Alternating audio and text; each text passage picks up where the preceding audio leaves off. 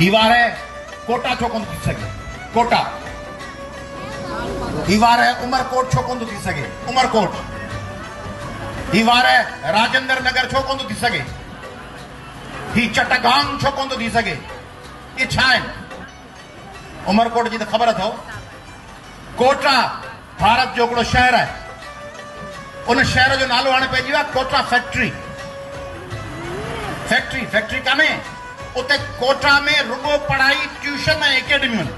सॼे भारत जा माण्हू एंट्री टेस्ट जे इम्तिहान लाइ माण्हुनि खे मोकिलीनि था कोटा नाले शहर में जिते दुनिया जा पाकिस्तान जा इंडिया बांग्लादेश हज़ारे माण्हू उते वञी उते पढ़नि था टेस्टुनि जी तयारी कनि था ऐं उतां पहिरियां नंबर खणनि था नंढड़ो शहर आहे उहो इल्म जो मर्कज़ थी दिल्लीअ जो हिकिड़ो पाड़ो आहे दिल्लीअ जो उनजो नालो आहे राजेंद्र नगर उते रुगो पढ़ाई आहे जंहिंखे इंडिया वारी CSS ॾियणी आहे उहो राजेंद्र नगर में वञी पढ़े थो राजेंद्र नगर में माण्हू हॉस्टलनि में घरनि में घिटिन में रहिया पिया आहिनि जीअं पाकिस्तान में CSS जी बहितरीन तयारी लाहौर में थिए थी लाहौर में बहितरीन तयारी थिए थी CSS जी ऐं सिंध में पढ़ाई जो मर्कज़ हींअर उमरकोट आहे उमरकोट में कंदकोट जैकबाबाद ऐं शिकारपुर में ॿार पढ़ण वञनि था उमरकोट जा कुझु उस्ताद एॾी ज़बरदस्त physics chemistry maths biology zoology पढ़ाइनि था जो माण्हू ॿियनि ज़िलनि मां ॿियनि सूबनि मां ॿार छॾीनि था उमरकोट में छो नथा ॿार कहिड़ो मर्कज़ बनायो वॾियूं मुछूं वॾियूं शलवारूं ही करे बंदूक खणी पिया घुमो हवा कहिड़ा बुशई ट्राट चऊं बोलो दबदबो हवा दबदबे खे केरु पुछंदो 6 महीने 10 साल खां पोइ वेंदो दफ़न थी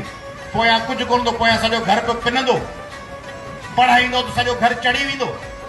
वार खे छो नथा बनायो जोईअ खे छो नथा बनायो ओबावड़े खे छो नथा बनायो तंगवाणी खे छो नथा बनायो गणी खैरे खे छो नथा बनायो हते देरे खे छो नथा बनायो इल्म जो तालीम जो अहिड़ो मर्कज़ जिते ताईं पंहिंजा बच्चा छॾे अचो ऐं हू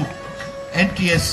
ऐं MDCAT ऐं टेस्टूं ऐं CSS पास करे निकिरनि सिंध खे हिकिड़ो नओं नस्ल मिले इल्म जो पढ़ाई जो रोज़गार जो तरक्की तॾहिं करे वार वासियो मुझी ख़्वाहिश है तव्हांजो वार इल्म जो मर्कज़ बणिजे हिते एकेडमी हुजनि हिते अंग्रेजी जी पढ़ाई हुजे हिते मैथमेटिक्स हुजे हिते साइंस हुजे ऐं सिंध जे हर ज़िले में ईअं हुजे ऐं मुंहिंजी ख़्वाहिश आहे त तव्हीं हिते जेके वेठा आहियो जेका बि कमाई कयो था उन कमाई जो 30 खां 40% पंहिंजे ॿारनि जी पढ़ाईअ ते ख़र्च कयो 10,000 कमायो था 3 खां 4,000 ख़र्च कयो लख कमायो था 30 खां 40,000 ख़र्च कयो उहो ख़र्च कयो पंहिंजे बच्चनि ऐं बच्चनि में रुगो पुट न बच्चनि में धीअरूं बच्चनि में न्याणियूं ख़र्च कयो उहे पैसा पंहिंजे धीअरनि ऐं पुटनि जे इल्म ते